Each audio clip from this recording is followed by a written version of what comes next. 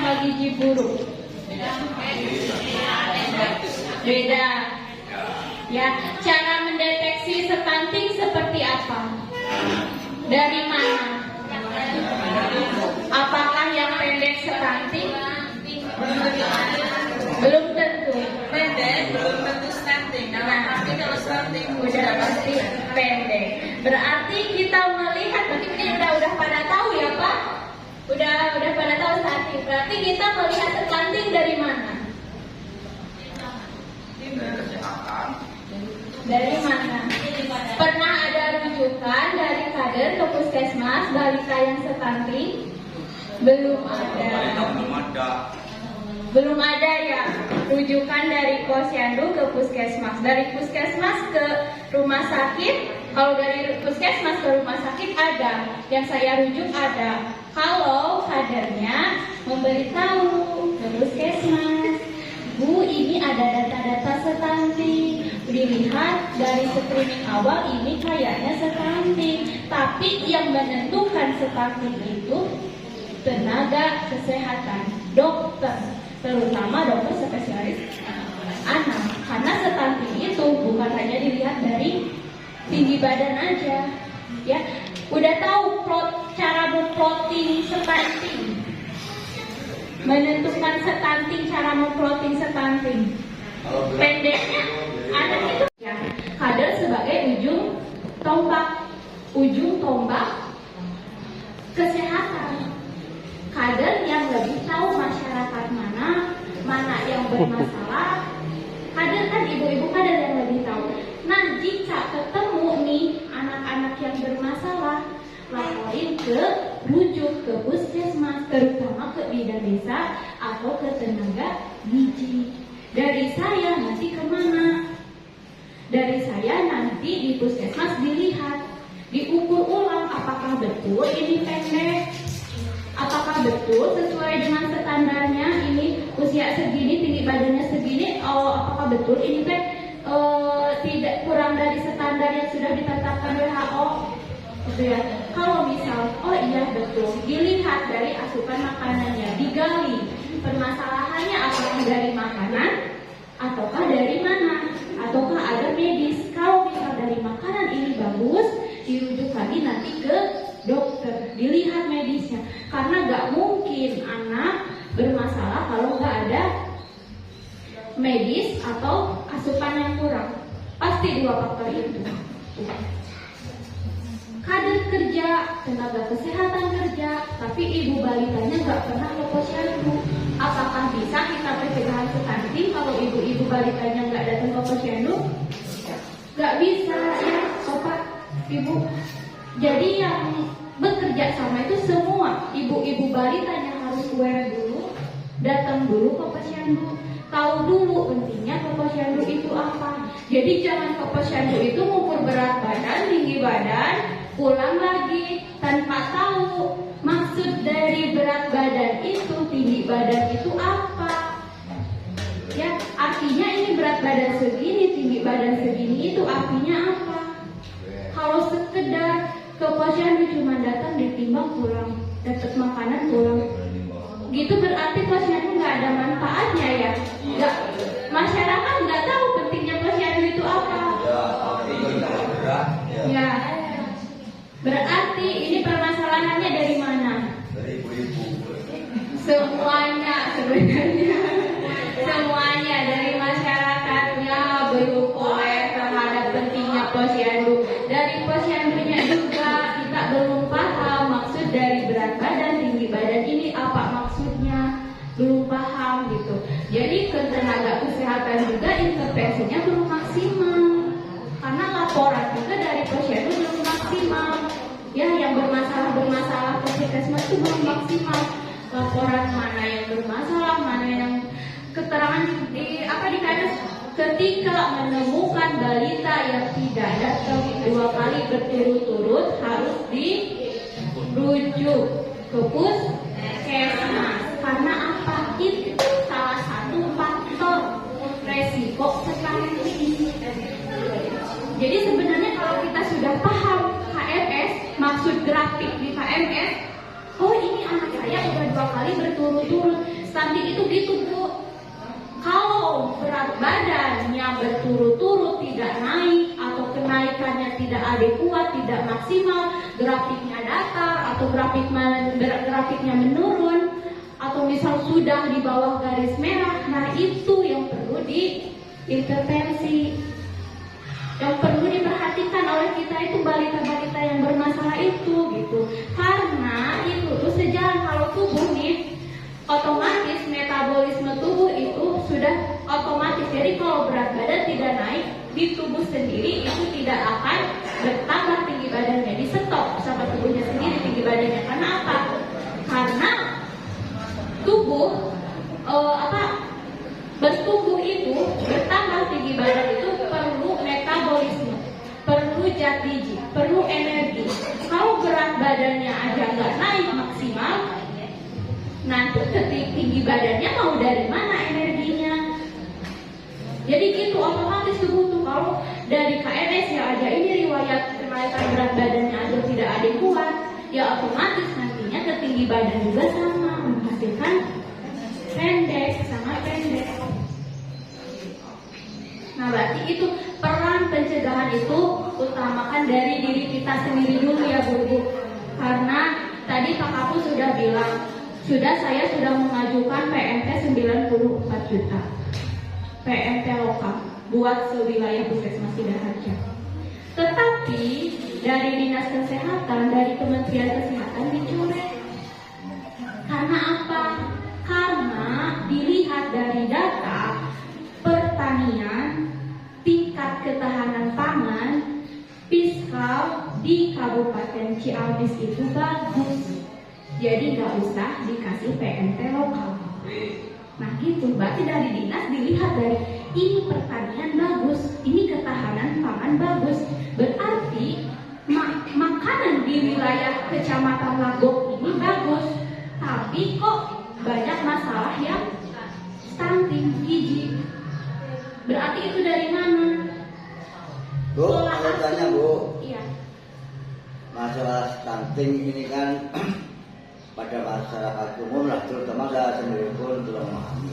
Yang saya tanyakan, ciri-ciri anak itu kena stunting sebelum dibawa ke kesehatan, lah. Ciri-cirinya gitu. Sebagaimana itu? Sebagai anak-anak itu kok ini kena gejala stunting, ciri-cirinya apa? Tadi ciri-ciri stunting ya. Berarti kuncinya ada di KMS Pak. Di sini. Ini berarti ibu-ibu sudah tahu. Bapak-bapak. Ya di buku pink ini kan di sini ada grafik ya Bapak ya, yang biasa ibu-ibu kader isi. Maksudnya kepanjangan dari KMS itu apa? Satu menuju sehat.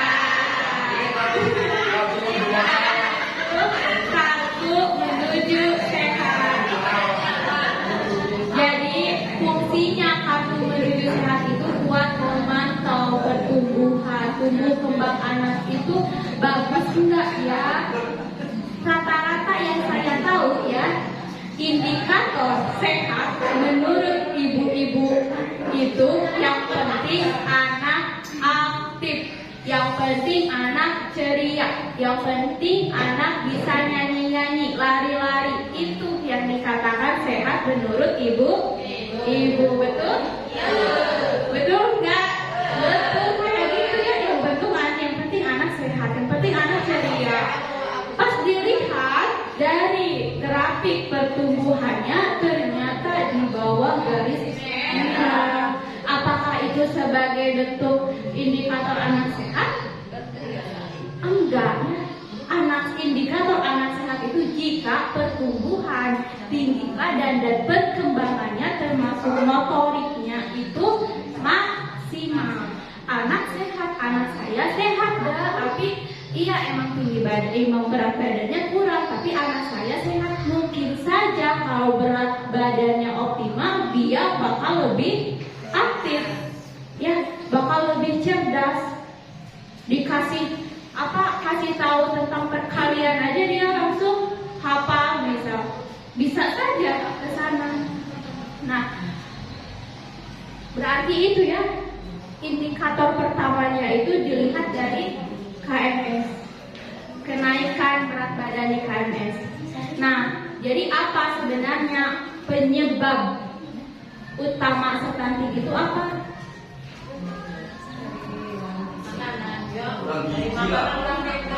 Makanan ya, kekurangan asupan nutrisi yang terlalu lama atau disebut kronis. Asupan gizi itu ada dua, masalah gizi itu masalah gizi kronis dan masalah gizi akut. Kalau kronis apa? Kalau kronis itu udah bertahun-tahun, udah lama, dari semenjak ibu hamilnya aja ini udah status gizinya kurang. Ibu hamilnya udah anemia ini tuh, gitu. Itu salah satu faktor penyebab stunting. Jadi 1000 HPK, mendengar 1000 HPK. Dari usia berapa 1000 HPK? Jadi kekurangan nutrisi pada 1000 HPK. Intinya yang stunting itu kurang nutrisi dan infeksi berulang. Itu 2 poin pentingnya. Akar masalahnya apa? Kekurangan nutrisi itu ada akar masalahnya dari mana? Ekonomi. Ekonominya tuh kurang. Aku ibu si Ate udah tahu anaknya tuh harus dikasih protein tinggi kalau masa balita tuh, tetapi ekonominya kurang. Mau dari mana? Ya, mau dari mana ngasih makanannya kalau ekonominya aja kurang. Tetapi ironisnya zaman sekarang itu yang bermasalah gizi itu bukan hanya yang kekurangan ekonomi, tetapi orang yang dengan tingkat ekonomi tinggi juga mengalami masalah gizi. Berarti apa ini?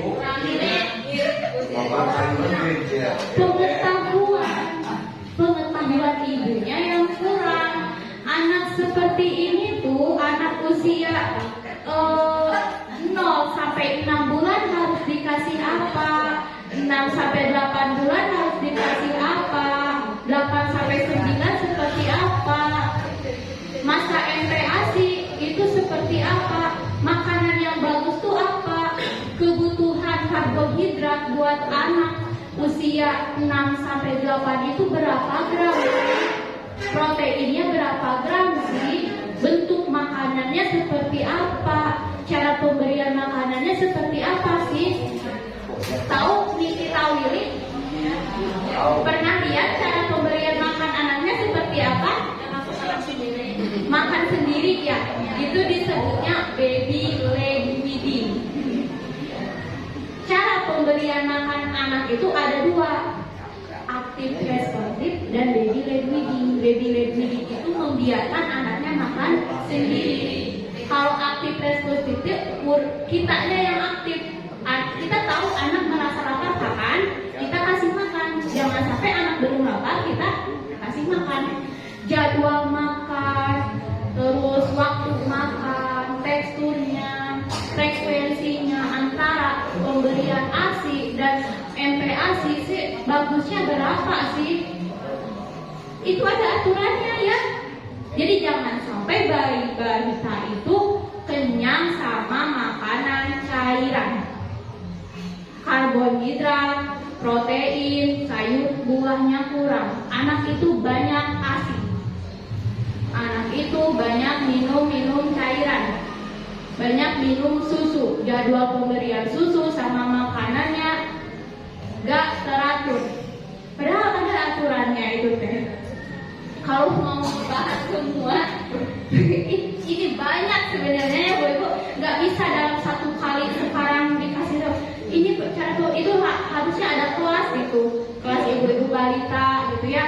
Jadi satu topik pembahasannya tuh. Yang pertama bisa bahas dulu MPASI. Yang kedua misal topik permasalahan makan anak. Misal yang ketiga topik ASI eksklusif, laktasi. Jadi gitu. Jadi kita itu karena kalau dirudut semua pola asuh itu susah, banyak soalnya poin-poin pentingnya dan waktu depet juga ya. Ya nanti ada kelompok-kelompok tertentu ya, apa kelompok-kelompok misal buat ini kelompok pencegahan 1000 HPK kumpulin orang remajanya atau calon pengantinnya, kita bahas di sana cara persiapan untuk pranikah, pengasuhan anak seperti apa, psikologis anak seperti apa. Itu sebelum kita ke sana harus sudah pegang ilmunya. Kalau ibu-ibu punya balita, sebelum balita lahir kita sudah tahu ilmu pemberian makan anak, ilmu gizi anak. Karena kalau kita bergerak sekarang itu setelah anak 2 tahun, setelah anak mempunyai masalah makan, itu sulit diperbaikinya. Terus yang sering ini sama ibu sendiri, Neng ini gimana ya, makannya harus apa ya, kok anak aku susah makan, harus dikasih vitamin apa. Nah, sebelum ke vitamin kita lihat dulu apakah selama ini cara pemberian makan kita itu sudah betul, sudah sesuai dengan aturan belum. Kalau nyari vitamin itu bukan solusi, itu tuh bukan. Karena anak-anak itu bisa saja salah pemberian makan, gak mau makan itu karena praktek pemberian makan kita yang salah. Itu contoh, ada permasalahan di masyarakat tuh anak yang udah 12 bulan dikasih makanannya masih di blender, status gizinya kurang. Ibunya bilang gini, aku belum tumbuh gigi, anaknya belum tumbuh gigi, kalau dikasih makanan dengan tekstur agak tinggi nanti takutnya tersedap. Nah, statement itu salah apa betul? Salah ya. Meskipun belum tumbuh gigi, tetapi kalau usianya sudah 12, aturan makan yang seperti makanan keluarga itu usia berapa? 12 bulan ke atas. Jadi kalau 12 bulan ke atas masih dikasih makanan dengan bentuk cair, itu malah ke oromotornya nggak jalan. Nantinya efeknya apa? Speech delay, anak sulit berbicara karena oromotor itu nggak jalan, nggak dibiasakan makan dengan tekstur yang agak tinggi, yang naik tekstur ya sesuai dengan usianya. Nah, itu praktek-praktek pemberian makanan itu masih banyak yang salah di lingkungan kita itu. Dari mulai makanannya, kuantitasnya, anak seseringnya dikasih makan sayur dengan harus dibantu dengan cairan. Ya, anak kenyang sama cairan. Terus sayur, ibu-ibu rata-rata gobor-gobornya sayur, betul nggak? Makan sayur gitu. Padahal yang paling penting apa? Protein. Anak-anak itu kebutuhannya itu protein. Terus proteinnya yang protein seperti apa? Apakah telur atau apa? Masing-masing bahan makanan memiliki zat gizi tertentu. Enggak semuanya maksudnya superior gitu. Jadi makanan itu memiliki kekurangan kelebihannya masing-masing. Contoh, telur kandungannya asam aminonya bagus, isoleusin, leusin, fenilalanin, semua di telur bagus. Tetapi kandungan Fe-nya di telur bagus enggak? Enggak ya, kurang. Bagusnya di mana? Di hati ayam atau di daging sapi. Nah, itu kita tuh harus bahan makanan aja kita harus paham gitu, mana yang sebaiknya diberikan, mana yang enggak. Yang sebaiknya berikan mah beragam. Saya nggak nyaranin harus makan ini, harus makan ini. Saya nyaraninnya semua makan beragam. Karena nggak ada satupun bahan makanan yang memiliki kualitas gizi yang bagus. Semuanya memiliki kekurangan dan kelebihannya masing-masing. Ya, tetapi kebutuhan proteinnya, karbohidratnya, sayur buahnya itu harus sesuai. Kalau dalam satu piring, kalau buat balita, karbohidrat itu berapa? 35%. Nasi, jagung, kayak gitu. Kalau dalam satu piring itu 35%. Proteinnya berapa? 30%. Sisanya apa? Sayur buah. Buah itu cuma 15% lagi, dan 10%-nya itu protein nabati. Jadi sayur buah buat balita itu nggak terlalu banyak, bukan jangan dikasih, tetapi porsinya itu sedikit. Jadi kita banyakin protein nih, buat stunting itu banyakin protein. Pokoknya protein. Menurut penelitian, stunting itu akibat kekurangan kalsium, zat besi, Fe sama G. Itu dari mana itu? Dari protein, dari susu. Ya. Sayur buah ada. Jadi kebutuhan gizi itu, kalau karbohidrat buat tenaga, buat kerja, buat bergerak. Kalau balita banyak bergerak enggak? Tenaga. Terus ada apa lagi? Zat gizi itu ada buat pertumbuhan. Nah, balita itu masa pesat-pesatnya pertumbuhan. Pertumbuhan otak itu ada di balita, Bu Ibu ya. Jadi stunting itu bukan hanya tinggi badan aja. Tinggi badan masa remaja juga, nanti masa pubertas ada disebut growth spurt. Apa growth spurt itu? Lonjakan pertumbuhan. Jadi tinggi badan itu pada masa pubertas itu akan tinggi, melonjak pesat. Itu growth spurt biasanya terjadi 1 kali dalam masa hidup. Jadi banyak ibu balita yang gini, gak apa-apa sekarang pendek juga, dan nanti mah udah dewasa, udah remaja mah tinggi. Banyak kok yang seperti itu gitu ya. Itu hal umum, emang ada ilmunya, itu growth spurt disebutnya. Tetapi bukan itu permasalahan yang paling utamanya buat stunting, itu bukan di fisik, tetapi apa? Di otak. Ya, 95% pertumbuhan otak anak terjadi di usia 0 kehamilan sampai anak usia 2 tahun. 95% itu pertumbuhan volume. Jadi di sana itu ada pertumbuhan sel sinap, ada penggandaan sel-sel neuron, ada pembentukan sel mielin. Ya, di sana tuh 5%-nya setelah usia 2 tahun ke atas. Dan 5% itu bukan pembentukan, tapi penyambungan. Jadi penyambungan saraf-saraf nih. Saraf-saraf terbentuknya di usia 2 tahun ke bawah. Disambung-sambungnya, kalau saraf kan disambungkan panjang. Nah, itu penyambungannya itu di usia 2 tahun ke atas. Jadi kalau kita mulai bergerak di anak usia 2 tahun ke atas, sebenarnya sudah terlambat ya. Karena nggak bisa pembentukan sel otak di usia 2 tahun ke atas tuh. Bisa. Gimana ya? Ya susah, itu masa penting gitu. 1000 HPK tuh. Jadi nantinya efeknya apa? Ada efek jangka panjang, ada efek jangka ada efek jangka pendek, jangka panjangnya.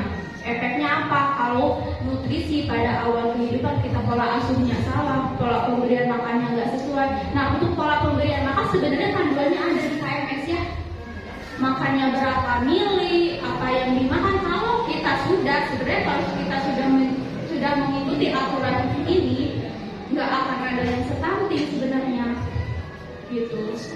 Nah, tadi kalau kekurangan nutrisi pada awal 1000 HPK itu efeknya apa? Tadi buat jangka pendeknya pertumbuhan sel otak terhambat. Jangka panjangnya apa? Jangka panjangnya anak jadi susah konsentrasi. Katanya masalah gizi itu menurunkan sumber daya manusia, penghasilan negara. Rugi berapa triliun katanya karena stunting ya. Fungsi kognitifnya tuh gak jalan.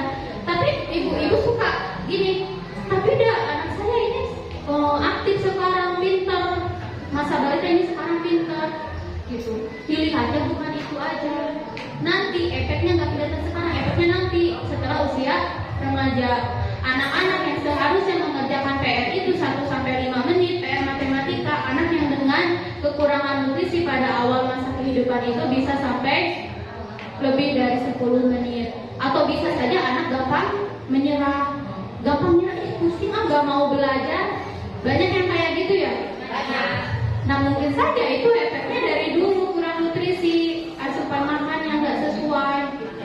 Apalagi kalau nutrisi pada awal kehidupan, efeknya masa otot, pertumbuhan otot ya, masa otot kita kurang, pertumbuhan ototnya kurang. Perbandingannya gini, permainan sepak bola di Indonesia melawan dengan Vietnam atau Thailand. Yang sering kalah siapa? Bapak-bapak yang sering kalah siapa kalau sedang bermain sepak bola? Lomba sepak bola Indonesia melawan Vietnam atau Thailand. Indonesia kalah.